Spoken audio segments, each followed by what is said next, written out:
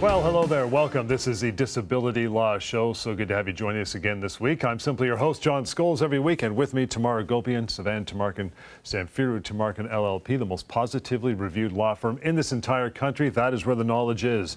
And you're always encouraged to reach out on your own time, make a phone call, have a conversation with your matter, possibly for yourself, family member, colleague, or a pal. No problem. 1-855-821-5900 is how you do that. Email is help@disabilityrights.ca. There's some more information we'll give you throughout the show, contact and other places and ways to reach out as we roll on. But the main topic in just a little bit, guys, is going to be what you need to know about invisible medical conditions and LTD. That's coming up. First, the week that was, case of the day, success story, whatever you want to call it tomorrow. What do you got? Well, any time that I spend a week or two or three advocating effectively for my clients, I see it as a success story. You know, this may be something that other lawyers will talk about, but for us, I can tell you it's something that's really, really rewarding. And we do that in a variety of different ways, but one of the main tools that we use effectively to get absolutely good results for our clients, huge success for us, is mediation. And so I thought I'd start off our show talking a little bit about mediations. Sivan and I have lots of experience doing these kinds of things.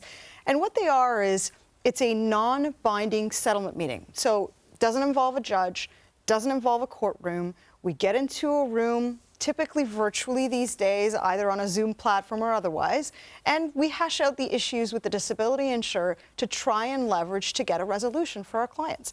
Now, this process is helpful because it's privileged, it's without prejudice. In other words, anything that is said or communicated or advocated, or even compromises that are taken in the context of mediation, will never see the light of day in court. And so I always like to assure my clients that, look, this is a great opportunity for us to speak freely to the insurance company and to use all of those leverage points that we talk about quite routinely on the show about issues with the claims handling, financial stressors perhaps that have been caused by the insurance company over and above just denying their disability benefits.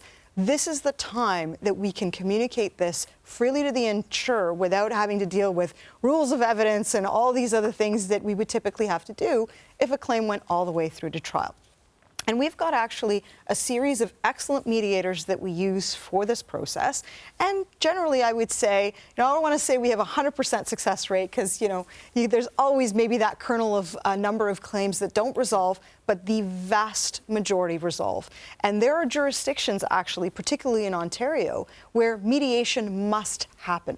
So I wanted to assure anyone who's listening, who's wondering, look, is this going to get before a court? How long is this going to take to resolve the claim? Very fast, because some mediations have to happen typically within 6 months of the start of a legal claim, and the insurance company has to have this sit down with us, and they have to make it meaningful in order to try and resolve the claim. And judges and courts have really, this is the trend, right? In the last sort of couple of decades that we've been practicing, most certainly, the trend is to try and get these claims resolved at these phases much, much sooner than it going to a trial or a judge. And insurance companies are motivated to do it because the number of cases that have gone to the courts, maybe a handful or so, even across the country, wherever we practice, have routinely been in favor of the claimant. So we're on the side where we're going to be successful if it gets that far, and it has put insurance companies, frankly, in a risk-adverse position. So this is a really, really good tool for resolution, to get an excellent result for our clients, and a process that really doesn't involve a lot of work or effort for our clients. We will do all the legwork. I will prepare an extensive brief. I will do opening comments. I will help my client negotiate so that they're very, very well prepared. And as I said from the top, I'm advocating effectively if I'm getting that resolution from my client within months of being retained. Sivan, it seems beneficial to the insurance company because it's a way for you guys to send a warning shot across their bow saying, you guys might want to settle this because you don't want to go there. You don't want to end up in court. So this is your chance to sweep this under the rug and do what you should be doing, right? Yes. And I can tell you I've had many mediations in the past in different contexts, a lot of them in LTD, but some other ones as well, critical illness and other kinds of insurance claims, where this was the opportunity for the insurance company to cut their losses. Yeah. Now, I agree with everything Tamar said, but I can tell you a mediation is a tool, no different than a knife is for a chef. And you have bad chefs out there and you have good chefs out there. And if you have the wrong lawyer, the wrong law firm advocating for you, they're going to squander this opportunity. This is a tremendous opportunity to try and resolve this claim, your claim, at a mediation. And here's the reason why. Because you have a decision maker on the other side. It's not just the lawyer for the insurance company, it's an adjuster that has a checkbook. They want to shut this down. They don't want to pay their lawyers. They want to pay their lawyers less than they want to pay you. And so it's really, really important to understand that this is, in fact, a stress-free or ought to be a stress-free environment. And by the way, we've also had situations where we've had people come to us after being represented by other lawyers, other law firms, where they said it was anything but stressless. And I think that comes from lack of communication. It comes from lack of knowledge, perhaps, for some of these lawyers who dabble in this field. Like anything else in law and medicine and other professions, it's a very specialized field. We do LTD. That's what we do. Our firm does LTD. It does employment law and personal injury. Those are the three fields. We don't do family law or criminal law or real estate. Yep. So we know how to deal with these. And so we know how to use the tools at our disposal. And mediation is an extremely effective way to resolve these kinds of claims. But it has to be done correctly. The lawyer, the law firm, is instrumental in getting the resolution done. So I completely echo what Tamar said here, and I can tell you that more often than not, these claims do resolve at mediation, and if not mediation, shortly after, because the groundwork has been laid. Talking about tools, we're on the topic of pocketemploymentlawyer.ca. That is generally in the sphere of employment law. That's where we use it most. But there is a section tomorrow on disability law within Pocket Employment Lawyer, which, by the way, can be found pocketemploymentlawyer.ca. Absolutely free, by the way. Tell me about it. Well, this was Lior's conception and something that he created to allow people to have some quick access to severance advice and information around that. And so we have drawn on that to also create a subsidiary tool also in the same spot for LTD claimants. Look, I think for people when they're having trouble with their disability insured, they really don't know where to turn. And so we're trying to offer as much information out there for people who they can access without having any obligation to actually speak with a lawyer or move forward with us or even have a consultation. And this is what Pocket Employment Lawyer does, is that you can plug and play, put a little bit of information in there, see whether or not you've got a basis for a claim or what next step might be recommended to you. And if you don't want to take that step, that's absolutely fine. You close out your browser, totally anonymous, and we won't be contacting you at all whatsoever. But if you're sort of feeling like, where do I turn? These are the kinds of tools that are incredibly helpful to allow people as a starting point to get somewhere to see whether or not this is something that they want to pursue. Again, pocketemploymentlawyer.ca. That's the resource. That's how you find it online, free and anonymous anytime you would like. Mention email off the top, help@disabilityrights.ca. Let's get to the first one, guys, for this show. Farhad says, I applied for long-term disability after a serious injury. It was ultimately denied because my doctor's reports were allegedly conflicting. While my treating GP says I can't work due to continuing chronic pain, a specialist thinks there's a small chance I might be able to return to work with extensive accommodations. Well, this is something, unfortunately, that does happen from time to time. I mean, doctors do have different opinions, especially doctors of various specialties. We do see that. And, you know, if at all possible, we try and make sure that we get some alignment. Sometimes that has to do with us exploring a bit more the situation. I've spoken to doctors myself to try and understand what it is that they're trying to articulate.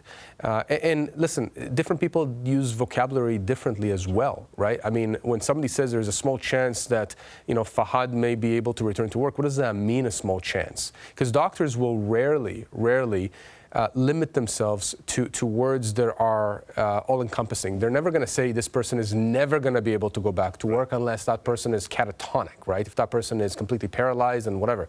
By the same token, they're not going to say necessarily that this person is for sure going to go back to work in 6 months.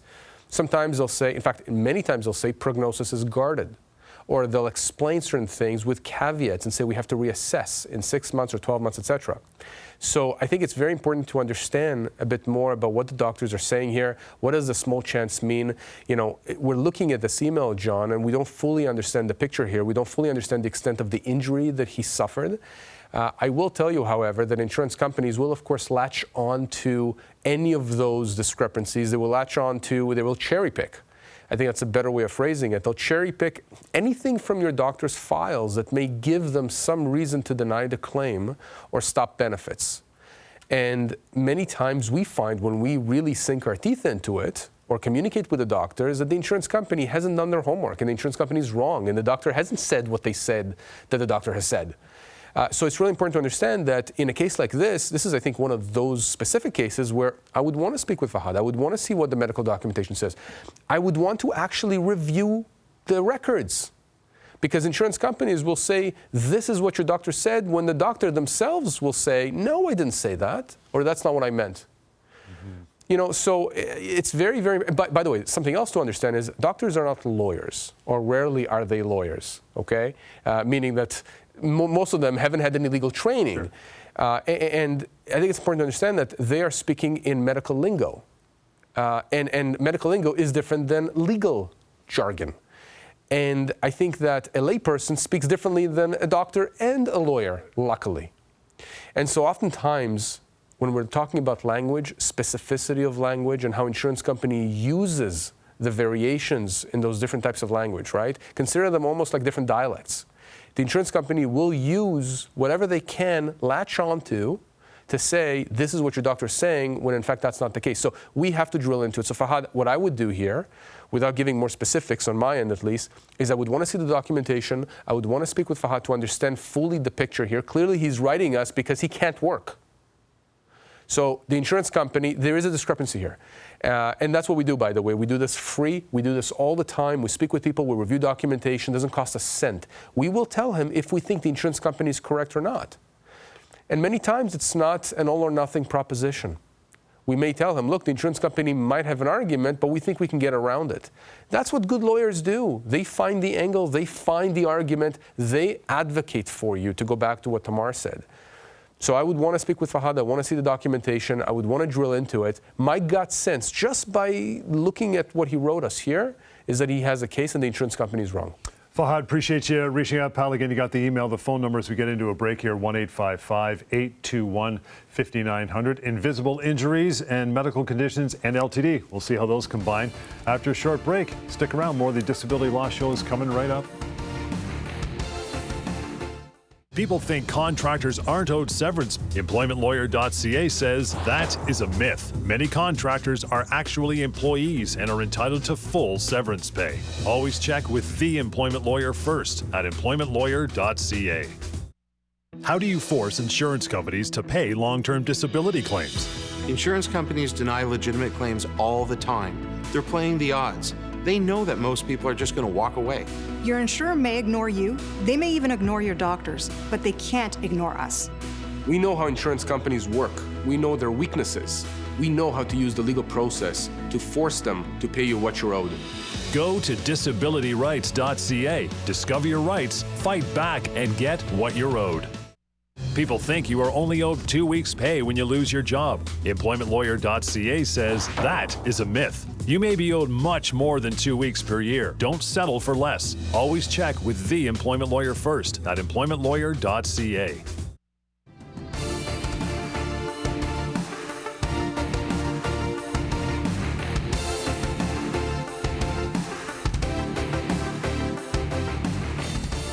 And welcome back. Thank you so much for hanging in. Disability Law Show here. John Scholes along with Sivan Tumarkin and Tamar Agopian, Samfiru Tumarkin, LLP. Anytime you want to reach out, you can do so. Phone number 1-855-821-5900. Okay, guys, let's dig into this. Invisible medical conditions and LTD. Point number one, many psychological claims such as depression and anxiety are considered invisible illnesses. You know, this is the one that frustrates me the most because I think it is really a myth. It's a myth out there that just because your disability stems from something psychological or it cannot be tested in the same way that physical disabilities can, that it must mean that this is an appropriate basis for your disability insurer to deny the claim. Absolutely wrong. Absolutely wrong. In fact, I think with the rise of psychological claims such as depression and anxiety, we're getting a little bit more resistance from insurance companies because it's not fitting within their profit models. So they actually don't want to approve these types of claims and will give individuals a hard time over it because they figure people will just give up. They're already struggling with their mental health. You add the pressure from the insurance company, and guess what? They're just going to shy away from asserting those rights and getting the compensation that they're absolutely owed. I think what I really have a hard time with these kinds of disabilities is that In fact, there are ways to support the disability claim, but adjusters don't really, they want to put their blinders on. It doesn't fit really within their model of approving and closing claims within a certain period of time. But there are absolutely ways that you can have this documented and supported. A family doctor, a psychologist, there are tests, there's severity scales, there's treatment options. And when your doctor is providing this kind of information and support to the adjuster or the insurance company, and the adjuster and the insurance company is still saying, look, we don't think it's real because it must be invisible, it must not be legitimate, then you know, look, you really do have a legitimate disability claim because your doctor's saying it's enough. If your doctor says it's enough, then it certainly should be enough for your disability insurer. Second point, Sivan, is this one. Insurance adjusters often deny claims for invisible illnesses on the basis of lack of medical documentation. We know that term pretty well. We do, and I think what adjusters often mean by that is that we want to see an x-ray, we want to see an ultrasound, we want to see something that indicates an injury or something that we can point our finger to when Tamar is right. I mean, you can't do it with many types of claims, specifically psychological ones, which I think are the predominant ones now, especially given COVID and everything that happened. I mean, we're seeing more and more of that. Anxiety, depression, PTSD, all those kinds of things, phobias. I mean, what medical documentation are they looking for? So here's the thing. Again, this goes back to a point that we keep reiterating here, which is insurance companies often ask for things that, number one, they're not supposed to be asking for, and number two, they're confusing you, they're misleading you. When they say that they're looking for a certain medical documentation, oftentimes they're not being very specific. They're letting your imagination run wild. You're thinking to yourself, well, what kind of medical documentation can I give them? My doctor has already written that I have so-and-so condition. They've already given them clinical notes and records. They've already given them whatever testing results they've applied or that I have generated through testing. And so sometimes people will come to us and say, well, do we need to hire another doctor? Hire. Right? They're saying, do I need to go and hire an expert? Because they don't know what to do. And the doctors treating these people, I mean, I've talked to psychologists, psychiatrists, chronic pain doctors. These individuals, health practitioners, are themselves frustrated and just don't know what to do. And you know, the answer is really quite simple. As long as you as a claimant, have someone that is treating you, a doctor, chronic pain doctor, psychologist, whoever that's treating you, the more the better. But as long as you have these individuals, provide support in writing, explaining in detail, not on a napkin, but in detail, in a letter. Here's what we've discovered, or here are the symptoms. Just provide some meat on the bones in terms of how they've come to the conclusion that they have that you are unable to work. As long as you have that, and that's given to the insurance company, and if the insurance company has asked for clinical notes and records relevant to the time frame and the situation, as long as those have been provided, guess what? You have satisfied the requirement of providing medical support for your condition. You don't need to go and hire someone else. You don't need to go and do an x-ray, for anxiety, because it's going to show nothing. But again, people are confused. They don't know what to do. So if you have any questions, again, no stupid questions, just call us. We will explain it to you. It's something that we see time and time again. And by the way, when we're dealing with psychological issues, anxiety, depression, those kinds of things, I can tell you that when insurance companies keep needling these individuals, it makes the condition worse. And it makes those people not want to even engage with the insurance company, just walk away.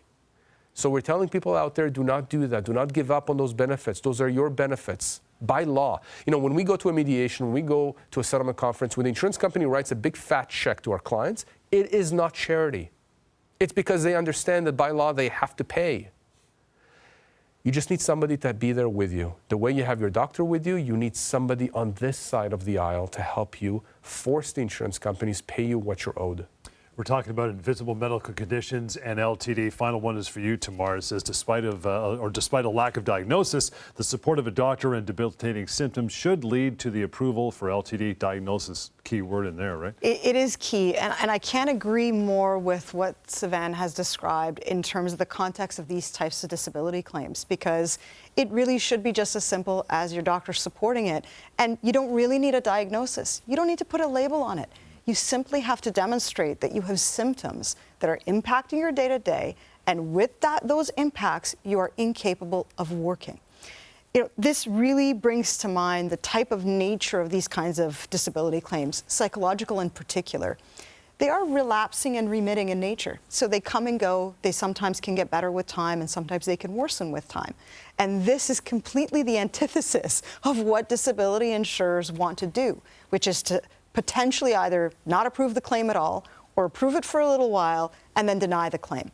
I have seen more and more now in denial letters where adjusters are saying, well, you can still keep getting the treatment, but just go back to work. And you can go see your psychiatrist or psychologist after hours on your own time. Lots of people work with mental health conditions. And so having that kind of dismissiveness by adjusters and insurers, it's because they don't want you on claim because they know that it's not going to fit neatly in this structure of the box checking that adjusters like to do, which is to open and close claims, stop paying the benefit, and move on. So you will routinely get a lot of excuses that don't align with either a good understanding of mental health conditions, a cherry picking of information, making assumptions about function, and that must mean that you must be able to return to work and work in circumstances like that. Absolutely not the case. If it all comes down to the support that you're getting from your own treatment providers, doctors or non-MDs when it comes to mental health conditions who are saying that you cannot work. You absolutely should be getting those benefits paid. And look, this is what we're here for. Contact us is absolutely free. We'll have a conversation with you, your support team, your psychologist, your friend, your spouse, anybody, to see whether or not you've got the right tools and options for us to move forward with a claim and challenge the insurer like we should. Still got some more time to go, but we'll take a break in between emails and such. We'll get to that on the other side. In the meantime, that number, we keep talking about it. Use it. Write it down. Keep it. 1-855-821-5900. help@disabilityrights.ca for email as well. Stick around. More of the Disability Law Show is coming right back. People think you have to sign back a severance offer by a deadline. EmploymentLawyer.ca says that is a myth. Deadlines are used as a pressure tactic. Make sure the offer is fair before you sign. Always check with the employment lawyer first at EmploymentLawyer.ca. Can insurance companies deny long-term disability claims for mental illness? When you're suffering from a mental health disability, insurance companies just don't understand. But we do. They can absolutely not force you back to work. If your doctors say you are not ready and you know you're not ready, they cannot make you go back to work. If you have a mental health disability and your claim is denied, don't give up. Give us a call and let us fight for you. Go to disabilityrights.ca. Discover your rights, fight back, and get what you're owed. People think you aren't owed severance pay if you are fired for a reason. EmploymentLawyer.ca says that is a myth. Most for-cause terminations are false, and you are still owed full severance. Always check with the employment lawyer first at EmploymentLawyer.ca.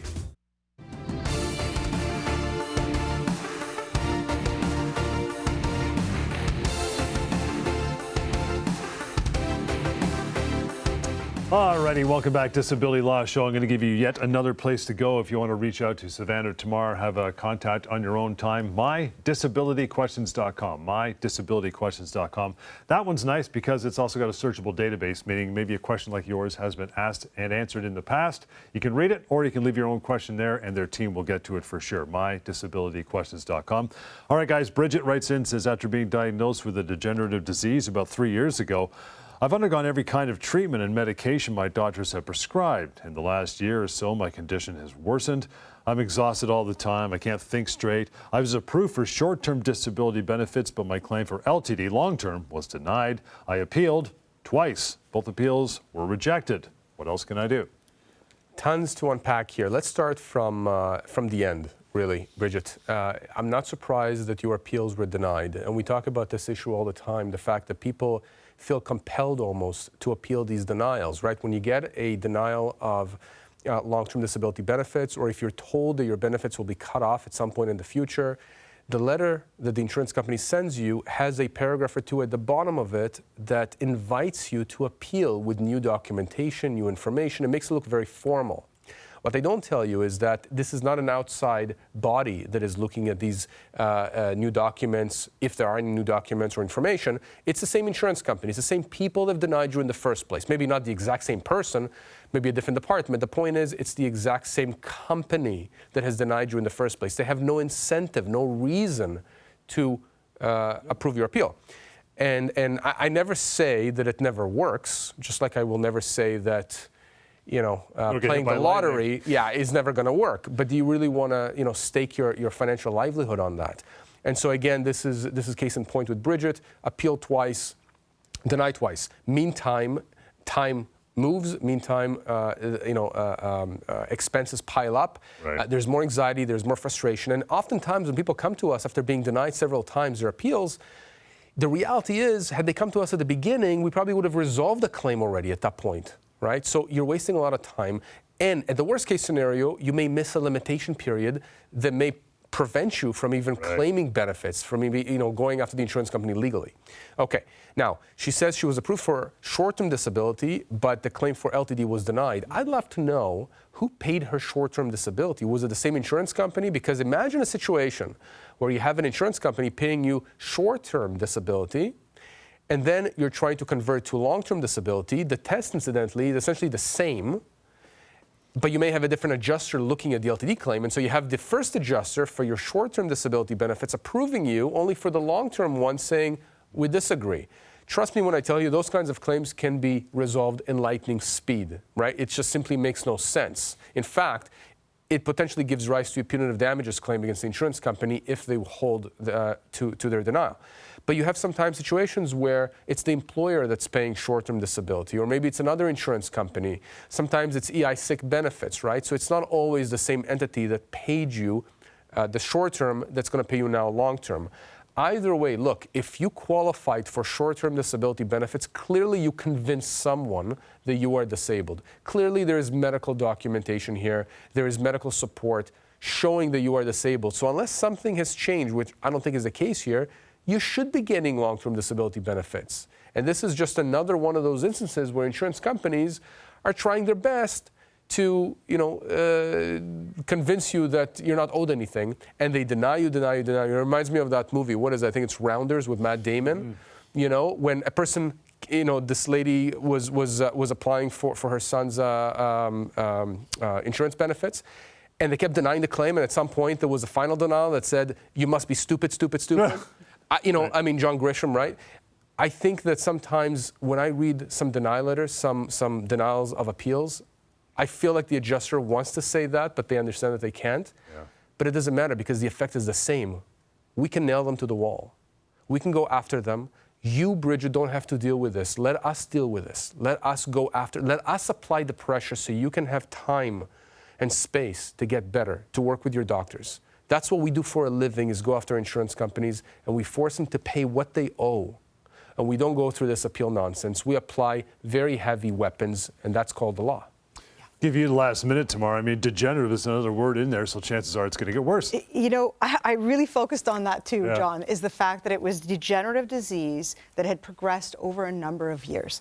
And these types of progressive disabilities sometimes are resisted by the disability insurer because they know what we know, which is it's not going to get better with time. And these disability policies potentially pay you until you're 65 years old. So imagine, I'm not sure how old Bridget is, but clearly she has tried a lot of treatment measures. Perhaps her situation is resistant to treatment, and the insurance company is trying to dissuade her from actually pursuing her rights and potentially getting what she is owed for a long, long time, because it's not going to get better for her. And if the treatments haven't helped so far, I can bet that her doctors are going to continue to support that she cannot work.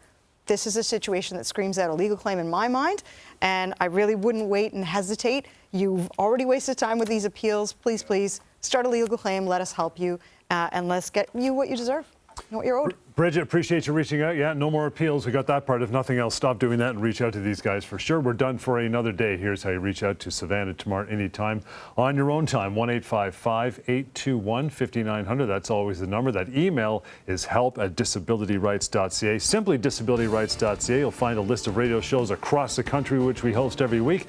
And then finally, mydisabilityquestions.com is free and anonymous for you to use anytime as all. We'll see you next time right here on the Disability Law Show. Thanks for tuning in.